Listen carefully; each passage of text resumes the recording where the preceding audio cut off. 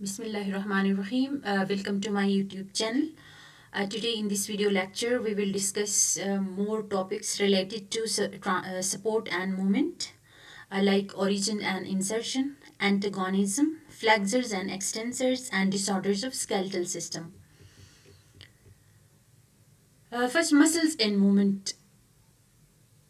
हमारे बॉडी के अंदर जो बोन्स मूव करते हैं किसी भी जॉइंट के ऊपर, जिसकी वजह से मूवमेंट कॉज हो जाती है पूरे हमारे ऑर्गन के अंदर, या हमारा जो स्पेसिफिक पार्ट ऑफ बोन के अंदर मूवमेंट प्रोड्यूस हो जाती है। और ये मूवमेंट टोटली डिपेंड कर रहा होता है मसल्स के मूवमेंट के ऊपर कि वेदर दे आर कॉन्ट्रैक्टिंग और रिलैक्सिंग। कॉन्ट्रैक्शन की वजह से अगेन मूवमेंट कॉज हो जाती है, रिलैक्सेशन की वजह से अगेन मूवमेंट कॉज हो जाती है। तो टोटली हमारे ऑर्गन के अंदर या हमारे बॉडी के अंदर की जो मूवमेंट है that totally depends on contraction and relaxation of muscles. And what is origin?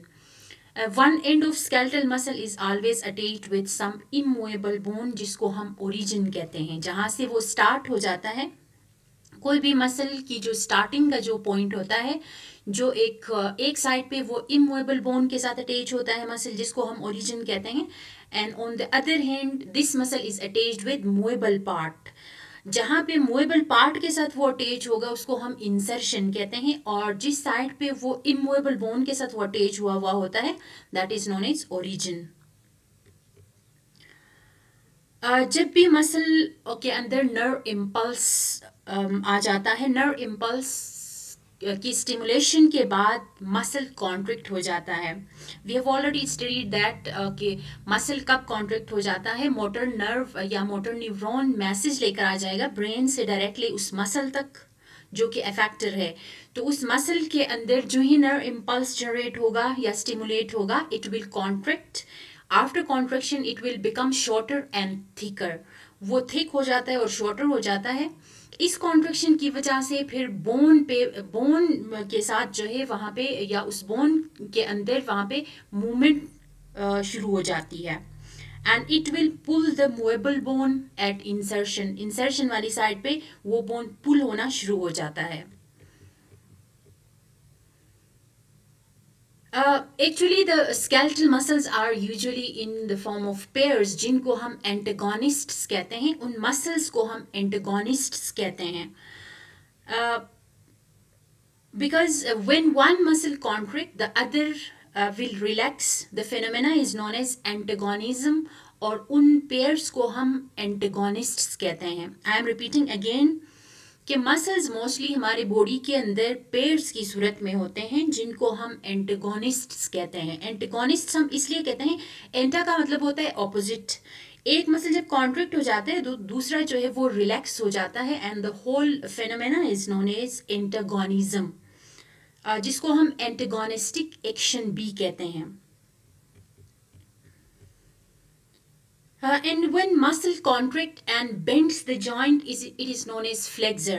जब हमारे बॉडी के अंदर जो एक मसल अटैच हुआ हुआ होता है किसी जॉइंट के ऊपर, तो वहाँ पे जब ये मसल कॉन्ट्रैक्ट हो जाता है, उसके रिजल्ट में अगर हमारा जॉइंट बेंड हो जाता है तो उसको हम फ्लेक्सर, उस मसल को हम फ्लेक्सर मसल कहते हैं, उस मूवमेंट को हम फ्लेक्जन कहते हैं।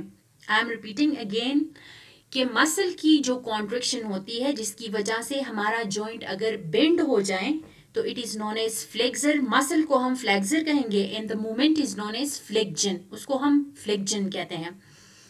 एंड ऑपोजिट एक्सटेंशन ऑपोजिट है, when a muscle contract and straighten the joint.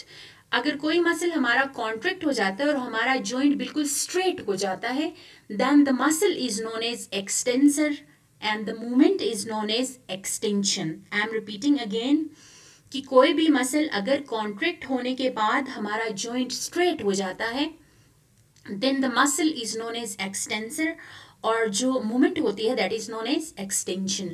इस डायग्राम में आप देखें,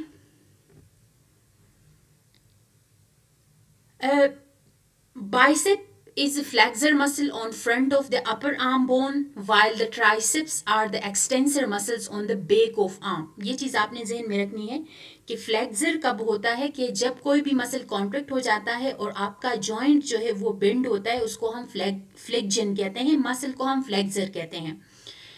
we have two type of muscles. ये आर्म का एक डायग्राम है, आपको नज़र आ रहा है. जो सामने फ्रंट पे जो हमारा जो आर्म है, वहाँ पे फ्रंट पे ऊपर का जो हिस्सा होता है, एल्बो से ऊपर का जो रीजन होता है, वहाँ पे जो मसल्स होती हैं, सामने के जो मसल्स होते हैं, they are known as biceps. और उसके बैक साइड पे जो मसल्स होते हैं, they are known as triceps. ये जो है ये ट्राइसेप्स कहलाते हैं एंड दीज आर बाइसेप्स. अब फ्लेक्शन कब होती है कि बाइसेप मसल्स जब कॉन्ट्रैक्ट हो जाते हैं और जॉइंट बेंड हो गया है. ये आपको नजर आ रहा है, ये वाला जो हमारा एल्बो का जो जॉइंट है वो बेंड हो चुका है, बाइसेप मसल्स कॉन्ट्रैक्ट हो गए हैं, जिसके रिजल्ट में हमारा जॉइंट बेंड हो चुका है and that is known as flexion. Process को हम फ्लेक्जन कहते हैं and this muscle is known as flexor muscle. तो इसका ये मतलब हुआ कि जब हम अपना आर्म जो है वो बेंड कर लेते हैं, हमारे एल्बो वाली साइड पे हमारा आर्म जब बेंड हो जाता है, तो उस दौरान जो हमारे बाइसेप मसल्स हैं they are acting as flexor muscles, और जबकि ट्राइसेप्स यहाँ पे रिलैक्स हुए हैं. ऑन द अदर हैंड यहाँ पे देख लें कि जब ट्राइसेप मसल्स कॉन्ट्रैक्ट हो रहे हैं, जब ट्राइसेप मसल्स कॉन्ट्रैक्ट हो जाएंगे तो हमारा जो जॉइंट है वो स्ट्रेट हो गया है, that is known as extension and the muscle is known as extensor. तो ट्राइसेप जो है वो एक्सटेंसर मसल है और जबकि बाइसेप इज फ्लेक्सर मसल. इस पूरे फेनोमेना को हम एक्सटेंशन कहेंगे, जिसमें हमारा जो जॉइंट है, आर्म का जो जॉइंट है वो बिल्कुल स्ट्रेट हो गया है और इस दौरान हमारे जो ट्राइसेप मसल्स हैं वो कॉन्ट्रैक्ट हो चुके हैं और जबकि बाइसेप मसल्स जो है वो रिलैक्स हो गए हैं. अब इस फिनोमेना को हम, एक मसल कॉन्ट्रैक्ट हो जाता है और दूसरा मसल जो है वो रिलैक्स हो जाता है, इसको हम एंटागोनिज्म कहते हैं. ऑपोजिट में एक कॉन्ट्रैक्ट हो जाए तो दूसरा रिलैक्स, और दूसरा रिलैक्स हो जाए तो पहले वाला जो है वो कॉन्ट्रैक्ट हो जाता है. तो फिनोमेना को हम एंटागोनिज्म भी कहते हैं and the muscles are known as antagonists. तो हमेशा हमारे बॉडी के अंदर मेजॉरिटी ऑफ मसल्स पेयर्स की सूरत में होते हैं. एक मसल जब कॉन्ट्रैक्ट हो जाता है तो दूसरा रिलैक्स होता है, जिसकी वजह से हम इनको एंटागोनिस्ट्स कहते हैं and the phenomena is known as antagonism. And I am repeating again the flexion and extension. Flexion का प्रोसेस तब होता है जब हमारे जो आर्म के जो फ्रंट के जो मसल्स हैं, जिनको हम बाइसेप्स कहते हैं, वो कॉन्ट्रैक्ट हो जाते हैं और एल्बो पे हमारा जो जॉइंट है वो बेंड हो जाता है. तो इस प्रोसेस को हम फ्लेक्जन कहते हैं and the bicep muscle is known as flexor.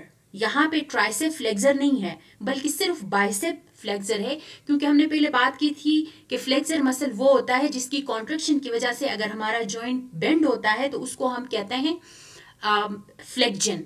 और ऑन द अदर हैंड जब एक मसल कॉन्ट्रैक्ट हो जाता है जिसके रिजल्ट में हमारा जॉइंट स्ट्रेट हो जाता है, तो उस दौरान हमने कहा था कि phenomena is known as extension and the muscle is known as extensor. Here tricep is acting as extensor. जो सेकंड डायग्राम है उसमें ये ट्राइसेप जो मसल है ये एक्सटेंसर मसल कहलाता है, क्योंकि इसकी कॉन्ट्रैक्शन के रिजल्ट में हमारा जॉइंट स्ट्रेट हो चुका है. And there are various types of disorders of skeletal system. हमारे skeletal system में बहुत सारे ऐसे किस्म के disorders आते हैं. The first is osteoporosis. आपने सुना होगा कि osteoporosis एक ऐसा bone disease है जो कि mostly adults में भी होता है, लेकिन especially old people में ये ज़्यादा होता है. ओल्ड पीपल के साथ साथ जो वुमेन होती है, ओल्ड वुमेन में ये ज़्यादा देखने को मिलता है. अब यहाँ पे होता क्या है कि decrease in the density of bones due to loss of calcium and phosphorus. क्योंकि एज के साथ कैल्शियम लेवल जो है वो कम हो जाता है, तो बोन्स के अंदर कैल्शियम की कमी की वजह से और फॉस्फोरस की कमी की वजह से बोन्स की डेंसिटी कम हो जाती है. एज ए रिजल्ट क्या होगा कि या कोई ये दूसरा कोई भी रीज़न हो सकता है, कोई मेल न्यूट्रिशन हो सकता है जिसमें प्रोटीन्स कम मिलते हों। अगर ये एडल्ट्स में हो तो दैट मीन्स के this may be due to any malnutrition, that might be lack of proteins, vitamin C अगर नहीं मिलता हो, या फिर बंदा अगर फिजिकल एक्टिविटी नहीं करता हो। And again deficiency of oestrogen hormone, और फीमेल्स में स्पेशली ऑस्ट्रोजन जो है इज ए सेक्स हार्मोन, जो कि एज के साथ ये कम हो जाता है, इसका लेवल कम होता जाता है। This is the basic reason कि फीमेल्स के अंदर जो है ऑस्ट्रोजन लेवल कम होने की वजह से ऑस्टियोपोरोसिस का मसला होता है। आपने अक्सर देखा होगा कि फीमेल्स जो एजिड फीमेल्स होती है उनमें मोस्ट ऑफ द केसेस जो है दे आर ऑस्टियोपोरोसिस के प्रॉब्लम्स का सामना कर रहे होते हैं, and that is due to estrogen hormone level कम होता है एज के साथ, which is a sex hormone. और उसी के साथ साथ this might be due to decrease deposition of minerals in bone matrix वगैरह के अंदर ज़ाहिर एज के साथ साथ जो है वो मिनरल्स की डिपोजिशन भी कम हो जाती है, उस वजह से भी हो सकता है। या फिर ग्रोथ हार्मोन जो है वो एज के साथ कम हो जाता है, तो ये भी रीज़न होती है कि एज के साथ साथ जो है पर्सन के अंदर ऑस्टियोपोरोसिस के चांसेस ज़्यादा होते हैं। And second disorder is arthritis. आपने सुना होगा arthritis means inflammation in joints के अंदर जो है वो इन्फ्लेमेशन शुरू हो जाती है। Again pain in stiffness, particularly weight bearing joints जो हमारी होती है, हिप जॉइंट्स या एंकल जॉइंट्स में ये इन्फ्लेमेशन स्टार्ट हो जाती है। एंड ट्रीटमेंट एक्चुअली क्या है कि पेन किलर्स वगैरह दिए जाते हैं और फिर एंटी इन्फ्लेमेटरी मेडिसिन वगैरह दिए जाते हैं। अगेन फिर एज के साथ ये होती है, and it is more common in old age people and specially in women के अंदर अगेन ये बहुत ज़्यादा कॉमन है। And there are many types of arthritis. आपने सुना होगा ओस्टियोआर्थराइटिस से। Osteoarthritis is due to degeneration in cartilage present at joints or due to decreased lubricant production in at joints. Joints में एक लुब्रिकेंट प्रोड्यूस हो जाता है जो कि फ्रिक्शन को कम करता है। जब दो बोन्स एक दूसरे के साथ जो है वो लग जाते हैं ड्यूरिंग मूवमेंट, तो उसमें फ्रिक्शन को कम करने के लिए नेचुरली एक लुब्रिकेंट प्रोड्यूस हो जाता है। और अगर वो एज के साथ साथ वो लुब्रिकेंट कम हो जाता है या फिर कार्टिलेज डीजनरेट होता है, दो बोन्स के बीच का जो कार्टिलेज है वो अगर डीजनरेट हो जाता है तो ऑब्वियसली वो दोनों बोन्स जो है एक दूसरे के साथ लग जाएंगे, तो वहाँ पे जो है दे मे बिकम टोटली इमूवेबल। और कुछ अगर वो सीवियर केस में चला जाता है तो वो वाला जॉइंट जो है वो मूवमेंट करना ही छोड़ देता है। दोनों जो बोन्स जॉइंट के ऊपर वो एक दूसरे के साथ जब लग जाते हैं तो एज रिजल्ट क्या होगा कि वो पूरा जो जॉइंट है वो इमूवेबल हो जाता है, वो मूव ही ना कर सकता है। And then second is rheumatoid arthritis. it involves the inflammation of membranes at joints के membrane के अंदर inflammation होती है। symptoms fatigue, low grade fever, pain, stiffness in joints जो है ये सारे symptoms हैं rheumatoid arthritis के। and the last one is gout. It is characterized by accumulation of uric acid crystals in movable joints. जो हमारे movable joints है वहाँ पे uric acid के crystals जमा होना शुरू हो जाते हैं। और ये मोस्टली टॉय के जो जॉइंट्स है उनको ये अफेक्ट कर रहा होता है। Thank you so much for watching my video.